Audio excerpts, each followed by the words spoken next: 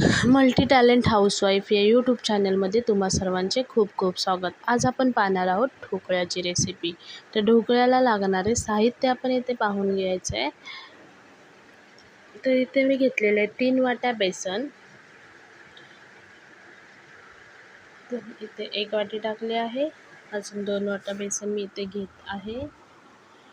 बेसन हे आपण चाळून घ्यायचं जेणेकरून ज्या बेसनमधील गुठळ्या असतात त्या व्यवस्थित हे बेसन सुट्ट झालं तर ढोकळा आपला फुलायला खूप छान मदत होते. त्याच्यानंतर आता मी इथे 3 वाट्या बेसन घेतलं. त्याच्यानंतर आता आपण याच्यामध्ये टाकूया 4 चमचे साखर आणि चिमूटभर हळद. तोपर्यंत जरा चॅनलला सबस्क्राईब करून घ्या. मला गोड ढोकळा आवडतो त्याच्यामुळे मी साखर जास्त टाकले. त्याच्यानंतर चवीनुसार मीठ टाकायचं आहे.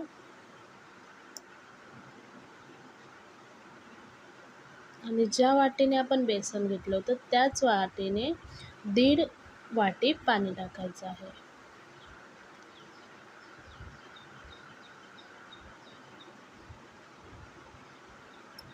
आता इथे मी 1 चमचा तेल टाकलंय.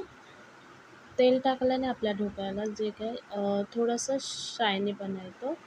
आता हे आपण व्यवस्थित एकाच डायरेक्शनमध्ये मिक्स करून घ्यायचं आहे. मी इथे एका डब्याला म्हणजे जो आपला चपातीचा डबा असतो त्या डब्याला मी तेल लावून घेतलं होतं. मी त्याच्यातच ढोकळा बनवते. तर आता इथे आपण हा इनो आहे तो पूर्ण पॅकेट टाकायचं नाही. बघू शकता मी अर्धा चमचा पकडून जा हा इनो घेतलेला आहे. पूर्ण पॅकेट इनो टाकायचं नाही आहे. तर ते इनो टाकल्यानंतर व्यवस्थित मिक्स करून घ्यायचं आहे. आता हे मिक्स झालं की जे आपण भांड्यामध्ये तेल लावून घेतलं होतं त्याच्यामध्ये हे बॅटर ओतून द्यायचं. आता इथे मी एक कुकर घेतलेला आहे. कुकरमध्ये थोडंसं पाणी टाकलं आहे. त्याच्यामध्ये स्टँड ठेवलेला आहे. कुकरमध्ये ढोकळा करत असताना त्याची शिट्टी आपण काढून ठेवायची आहे. तर इथे आपला ढोकळा मी 25 मिनिटानंतर हा व्हिडिओ कॅप्चर केलेला आहे.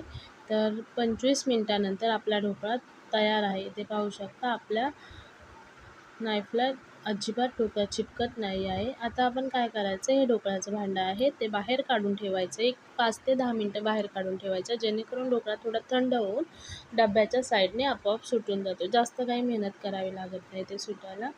आणि त्याच्यानंतर मी असं पलटी केल्यानंतर ढोकळा व्यवस्थित निघालेला आहे.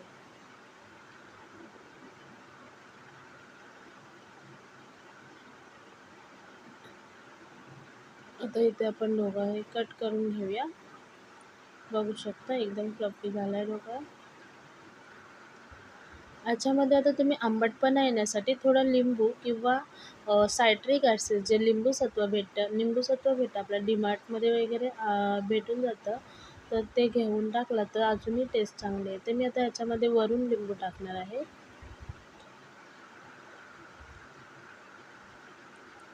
असं मी सर्व हे करून त्याच्यामध्ये फोडणी टाकणार आहे.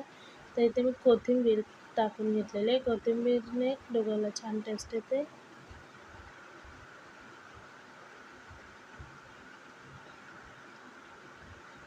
इथे फोडणी तयार करून घेऊया. एका भांड्यामध्ये मी 2 चमचे तेल टाकलेलं आहे. त्याच्यानंतर त्याच्यामध्ये कढीपत्ता, मिरची आणि मोहरी टाकायची आहे. माझी फोडणी इथे करपलेली आहे. तुम्ही एवढी फोडणी करपवू नका. तेल जास्त गरम झाल्यामुळे ते करपले. आता त्याच्यामध्ये मी पाणी टाकणार आहे. पाणी आपल्याला हे ढोकळा सोक करण्यासाठी मदत होते. तर याच्यामध्ये मी पाणी टाकणार आहे. त्याच्यामध्ये साखर टाकणार आहे 2 चमचे. त्याच्यामध्ये लिंबू पिळला आहे. तर लिंबाने आंबटपणा येतो. अशा प्रकारे आपला ढोकळा तयार आहे. हा ढोकळा मी माझ्या मुलाच्या टिफिनसाठी केला होता. मंडेला त्याचा स्टीम डे असतो तर त्याच्यासाठी केला होता. तर आता मी त्याला स्कूलमध्ये चटणी न देता सॉस आणि मायोनीज मिक्स करून देते. तर अशा प्रकारे आपला ढोकळा खायला